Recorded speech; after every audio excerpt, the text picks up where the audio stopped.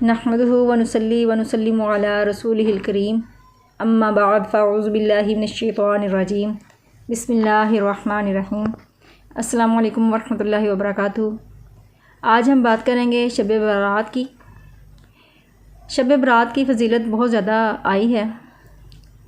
حضرت عائشہ صدیقہ رضی اللہ تعالیٰ عنہا فرماتی ہیں کہ حضور صلی اللہ علیہ وسلم نے فرمایا کہ لیلۃ القدر اور شب برات یہ دونوں عیدیں فرشتوں کی ہیں، اور وہ عیدوں میں میری امت کے گناہوں کی بخشش کی دعا مانگتے ہیں۔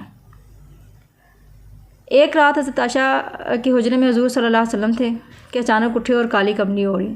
یہ رات شب برات کی تھی۔ حضرت عائشہ دبے پاؤں چلیں ان کے پیچھے تاکہ دیکھ سکے کہ آپ صلی اللہ علیہ وسلم اس وقت کہاں جا رہے ہیں۔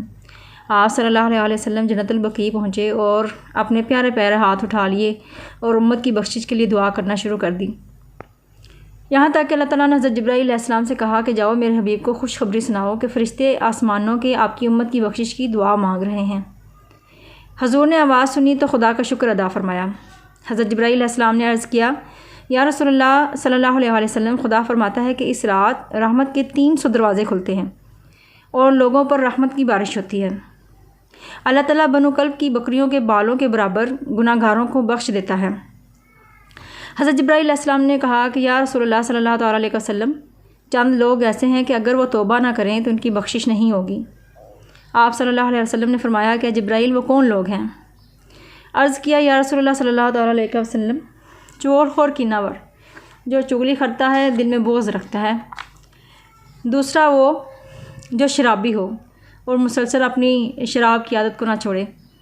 تیسرا وہ جو والدین کا نافرمان ہو۔ چوتھا وہ جو شرک اور ظلم کرے، اور پانچواں وہ جو تکبر کرے۔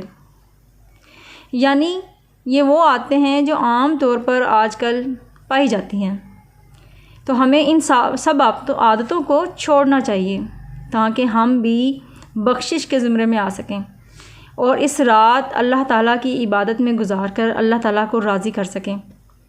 یہاں پر ایک اور بات اور طلب وہ یہ ہے کہ یہ نفلی عبادات ہیں، فرض یا واجب نہیں ہیں۔ یعنی اگر کوئی اس رات عبادت نہیں کرتا تو اس پر کچھ گناہ نہیں ہے، یہ صرف نوافل یا کوئی نفلی عبادت کرے گا تو اس کے لیے ثواب ہے، لیکن نہیں کوئی کرتا تو اس کے لیے گناہ نہیں ہے۔ اس رات ہمیں اللہ کے حضور توبہ استغفار کرنی چاہیے، قرآن خوانی کرنی چاہیے اور نوافل ادا کرنے چاہیے تاکہ اللہ تعالیٰ ہم سے راضی ہو۔ 100 نفل اگر اس طرح سے پڑھے جائے تو یہ بھی باعث ثواب ہے، بہت زیادہ اس کا ثواب آیا ہے کہ ہر رکعت میں سورہ اخلاص 10 دفعہ پڑھے۔ اسی طرح شعبان کی ہر جمعہ کی دن اگر 4 نوافل ادا کرے اور ہر رکعت میں 30 دفعہ سورہ اخلاص پڑھے تو اس کے بھی بہت زیادہ ثواب آیا ہے۔ اللہ رب العزت سے دعا ہے کہ اللہ تعالیٰ ہم سب کو توبہ استغفار کرنے اور اس رات سے فائدہ اٹھانے کی توفیق عطا فرمائے۔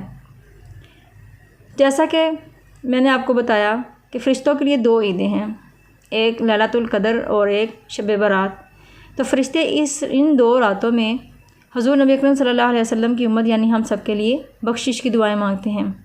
تو ہمیں بھی چاہیے کہ ہم بھی اللہ تعالیٰ سے اپنے گناہوں کی معافی مانگیں، روٹھے ہووں کو منائیں اور اللہ کے محبوب بندے بن جائیں، اپنے دل سے کینہ اور بغض کو نکال دیں اور ہر بری عادت سے چھٹکارا حاصل کرنے کی کوشش کریں۔